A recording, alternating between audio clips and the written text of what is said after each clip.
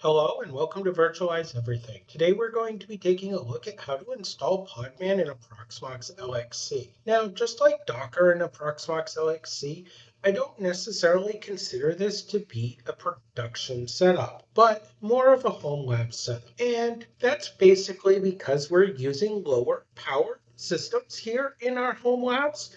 Like this one only has 8 cores. So with that, we're definitely not able to contribute or give the resources that we need to give to a VM. LXCs or Proxmox containers allow us to share those resources more easily. Now, with VMs, Proxmox has made a long way of being able to share resources. And you can see here that I actually have multiple VMs here on my system, and I'm able to share enough resources that I can run all of the containers that you see here running, plus a few VMs. So we are making leaps and bounds, and this thought process is liable to change over the next coming years with Proxmox. So with that, let's take a look at how to get Podman up and running in a Proxmox LXC container. The first thing you're going to need to do is download a container template.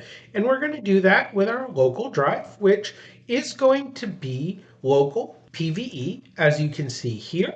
And then we're going to go to container templates. Now you can see that I have the Ubuntu 24.04 image here already downloaded. So I won't be downloading it again. But if I didn't have it and I wish to download it, I would select container templates and then templates. Now I would enter Ubuntu like so, and then I'd be presented with all of the available Ubuntu images. Now 22.04 is an LTS, as well as the 24.04. Now, 24.04 is our newest LTS at the time of filming here in September of 2025, so we will choose to use that.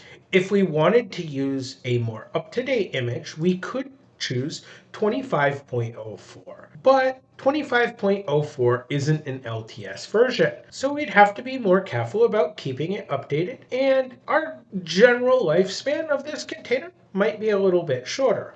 Now, since we aren't going to be using this for production, and we are going to be using it in our home lab, maybe 25.04 is a better choice. But I don't necessarily like dealing with updating things any more than I have to. So we're going to choose 24.04. Now closing this out, we can see that we have it, as I showed you before, and we're ready to start creating our template. We're going to do that with the Proxmox container template creation wizard.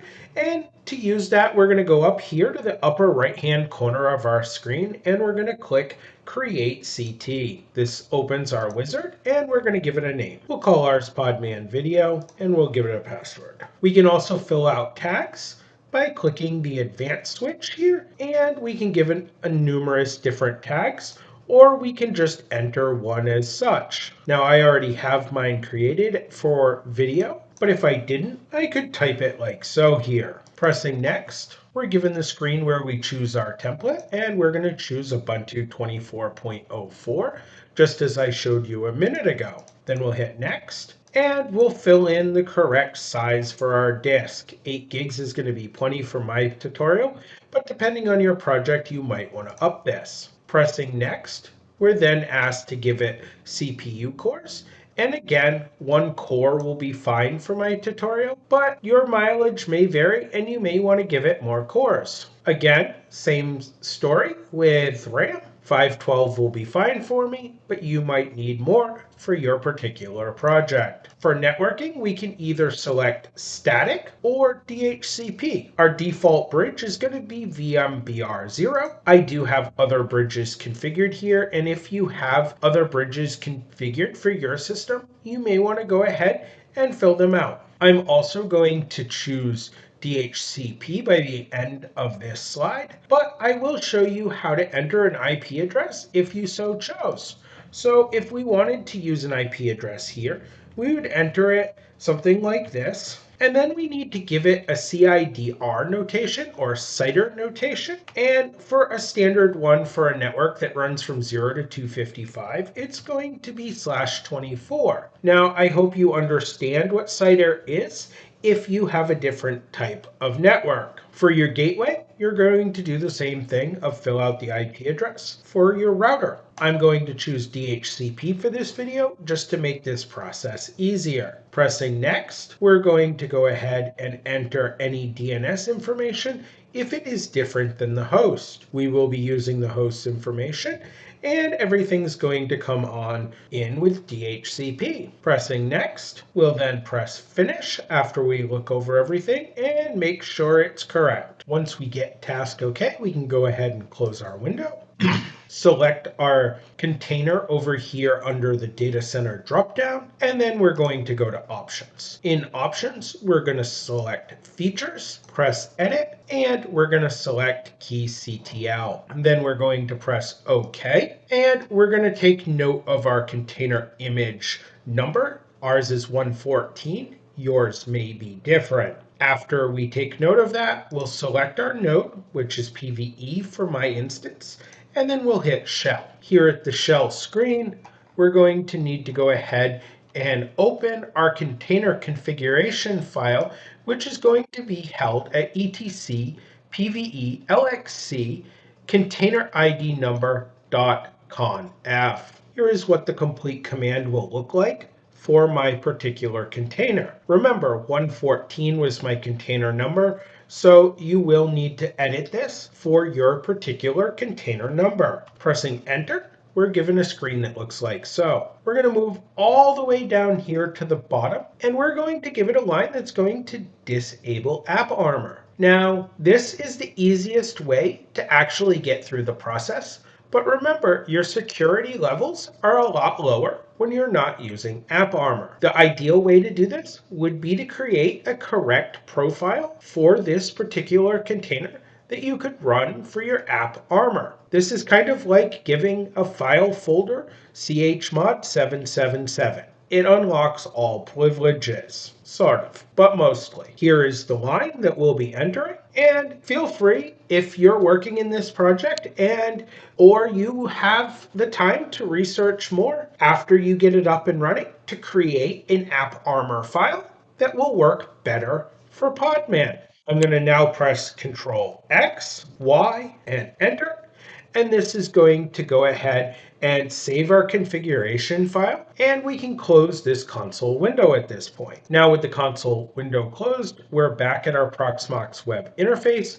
We can select our container, press start, and choose console. Now you can choose console up here, and it will give you a broken out window like this, but I'm going to choose to do it here in the Proxmox web interface. We're going to enter root and the password we set up during the wizard. The first thing we're going to do, just like we always do, is we're going to update and then upgrade all of our software here inside of our container. We're going to do so with two commands that are strung together with an ampersand. The two commands are going to be apt update and apt upgrade -y. I'll return to you when this process has finished. All right, so now the update process is finished. Let's now install Podman. We're going to do this with apt and install. Then we're going to enter Podman-y.